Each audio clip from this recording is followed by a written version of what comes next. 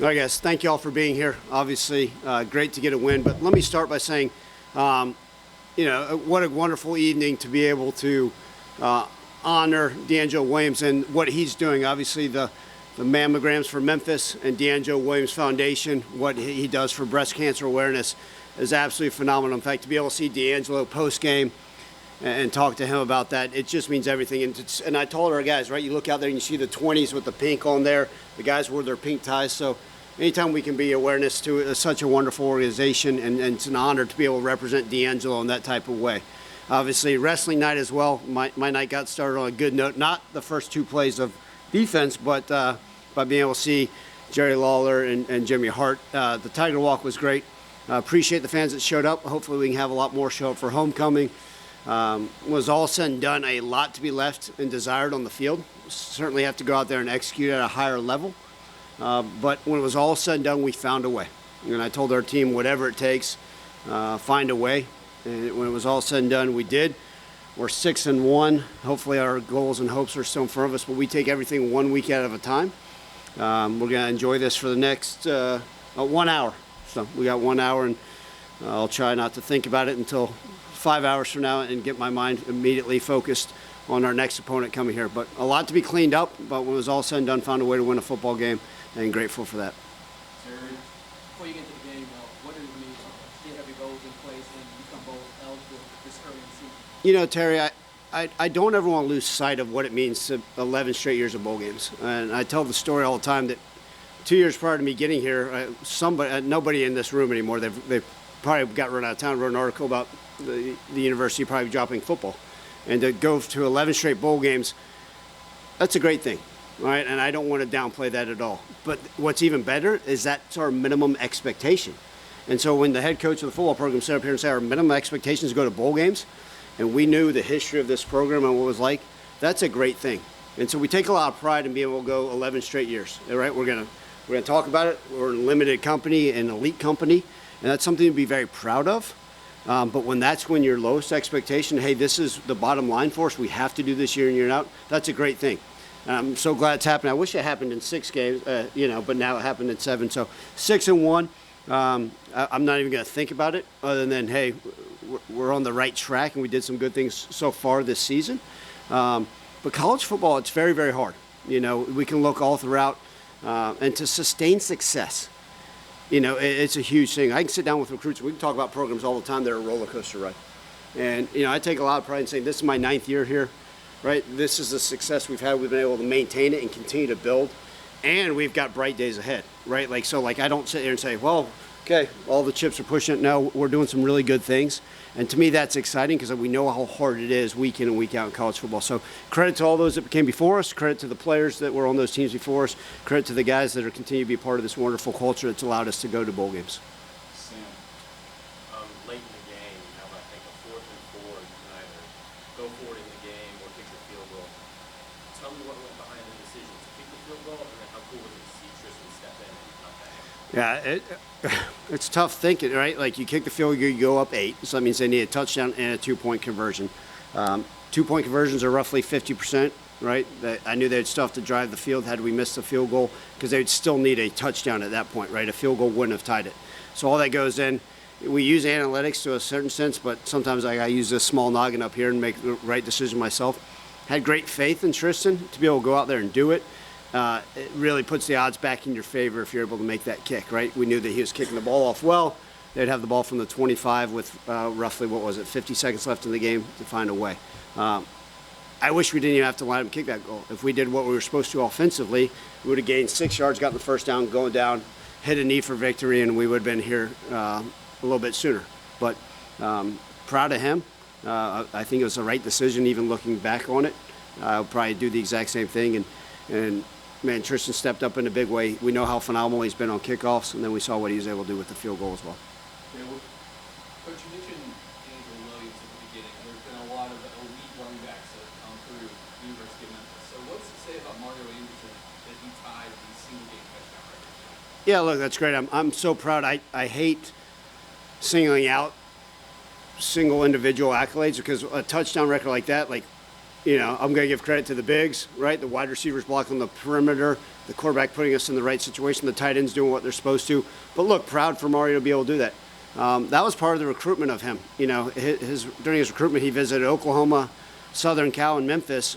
And, years ago you would say, why is the guy ever coming to a place like this? And look, we can sell him on the history of our great running backs.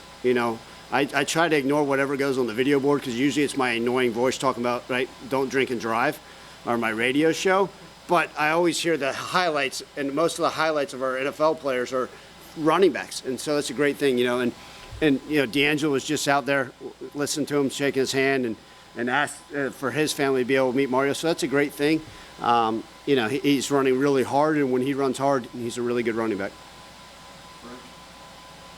In your previous wins, you guys have scored in the 20s, but the offense didn't necessarily need to score that much. Well, in this game, they needed to, and they answered the call. How do you like the way your offense responded to what your offense? Well, I got tired of you asking me questions on Mondays. What's wrong with our offense? That's more than anything. I just said, all right, guys, let's get Frank so he doesn't have to ask me about the offense on Mondays. Tired of him and Jonah are going to ask about it. No, we just got to. And here's the great thing. Let me supersede that with this. Like, we left a lot more points out there. So I told you guys, if we win every game 2-0, I'll take 100 2-0 wins. Now the fans may think I'm nuts, but we'll take it, right? And Seth may want to run me out of town for saying that, but we'll take as many of those type of wins as we can, and sometimes it's going to take it, right? Like last week, our defense won the football game for us, right? This week, the offense did what they needed to do to find a way to win the football game. Obviously, we talked about the production of the running game, right? We hit some explosive pass plays when they did it. They still showed some drop eight, and guess what? We still left a lot of plays out there, and that starts with me and our play calling. We got to be better with that stuff to put our players in a better situation and to go out there and perform at a higher level. But it was good to see the offense kind of get back in rhythm. Now, you talk about those very first 2 plays on defense. I'd sub anything in the world. That's like the worst feeling. That's like death to me, right? What happened on those first 2 plays on our defense. But offense found a way to ring the bell and answer it, and when it was all said and done, win the football game. Ryan, you just mentioned the explosive pass plays on offense, right? This obviously we've asked about you in the past. We asked you about this in the past. The touchdowns with Demir, a bunch of plays blocked, a bunch of big time catches. Was something different? Like what kind of allowed that to happen? Look, I know you guys don't think we practice the heck out of those things. We're also going to take what the defense gives us to a certain extent. We want to be the ones that dictate what they're going to do. But if they're in drop 8 and playing top over and saying, hey, we'll give you 100 5-yard catches, we're going to take that, but we just got to be efficient. In games past, we've had some efficiency with those and had those 12 to 14 play drives, and they've been effective. In other games, we've had a drop or a holding call or some type of self-inflicted wound that hadn't allowed us to stay ahead of the sticks. This game, when those opportunities were there, for the most part, we were able to hit on them. And what I love is, our captain over here, our quarterback's going to tell you there's some passes that he still could have hit on. And that's what I appreciate. So we're going to go back to work on tomorrow, and then on Tuesday find ways to continue to hit on the explosive pass plays. Bless you. Coach, I was about to ask you about wrestling. No, please do that. I'd much rather ask about wrestling than I want to go back to the first 2 plays of defense. Damn. What adjustments did y'all make? Because it seems like after those 2 plays, he was kind of corralling. I think a lot of it, obviously the very first play was a fly sweep to Sheffield, who's obviously a tremendous football player. And we took poor angles, and we didn't, we found ourselves that we lost the edge of the defense. And so obviously he's a tremendous football player, and they out-executed us on that play. And then you go back, and then they, ran the waggle and hit him again on deep pass, and we weren't where we need to be in coverage. So the very first 2 plays were lack of execution. And sometimes it's take a deep breath, right? We're really, really capable of stopping this stuff, right? Let's figure it out, whether it's a play call, whether it's tackling, whether it's our eyes. Because I did think the defense had a good week of preparation, and sometimes you can have a great week of preparation and you get hit in the mouth, and that's what happened. We got punched in the face those first 2 plays of defense, but they responded and they did some really nice things. And ultimately, I said the offense won the football game. Chandler got the pick in the end zone to find a way to win a football game. We could have had more plays out. That offense, we know how explosive they are. I think they were the 4th-ranked passing offense in all of college football. I don't know if we helped them or hurt them with their stats. but they're very, very talented. There's a reason why they had the same record as us. And so let's give credit where credit's due. They're very, very explosive. And, you know, I think we took a deep breath and said, okay, hey, we're capable. Let's settle down. Let's find a way to stop this. You know, you sit there and said, was anything from the iPads? No, because guess what? I think they ran like maybe 4. I don't know how many plays they ran offensively, but I think there was only 4 repeats in total of what they did offensively. So credit to the defense. They just found a way to get the stops. Coach, Frank's not going to ask you this question, but I'm going to take over. There was a gap in the game where you guys had like 5 straight drives, 3 and outs. Did the offense seem to feel frustrated at the time, and what was your message to them during that slump? Yeah, well, look, I think the offense, anytime we go 3 and out for one drive, even if we score 3 and out and score, the expectation for us to score every time we touch the football, and to go out there and be able to do that. So, look, there is those frustrations, but what I love about this group, it's an even kill group offensively, and it starts with the quarterback. You know, it just, hey, we'll be fine. Take it one play at a time. And every time we go back in the huddle, my message is it doesn't really change, right? Go out there and own the football. So I knew if we owned the football offensively, we'd have a chance to win this football game. All right, and then just go execute one play at a time. Let's not look at the scoreboard. Let's just go out there and execute one play at a time. And there's other times, right, where we go out there and get 3 and out. When it was a drop pass, it would have easily been a touchdown. Another play where one of the offensive linemen missed a block, right? Or another play where we get behind the sticks, or maybe a missed throw. All those things are part of what accumulates. If it's all in one person, it's my job to make sure we're fixing that one person. But it was the accumulation of a lot of people not doing their job to the highest level, whether it's me, the play caller, the O-line, the quarterback, the wide receivers, tight ends. It wasn't just one person. And I think we say, okay, hey, we're so capable, let's line up and continue to play and trust it, you know. And sometimes it's taking what the defense gives us and find a way to execute better. Time for 2 more, Tim and Jonah. Back to Anderson.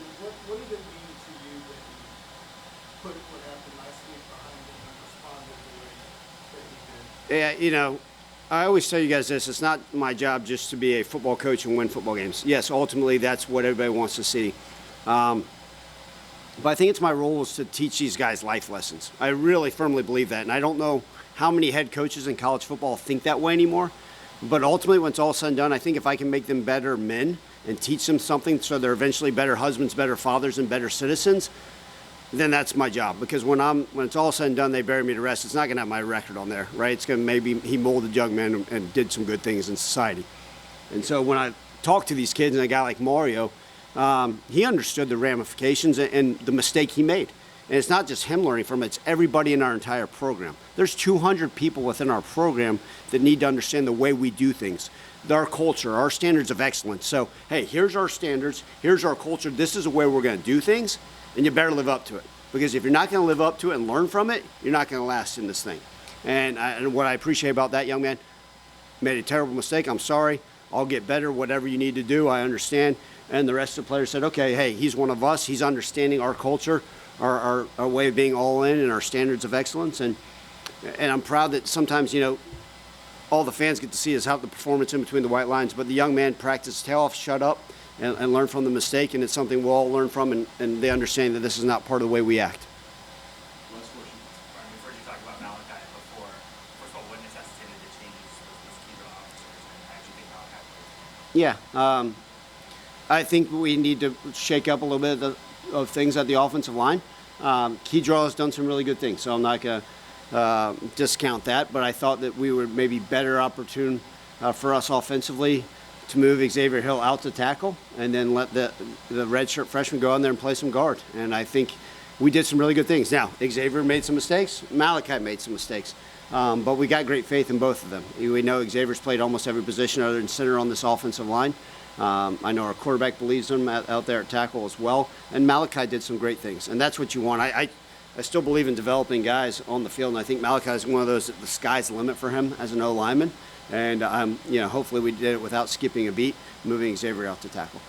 Next coach. Thank you, guys.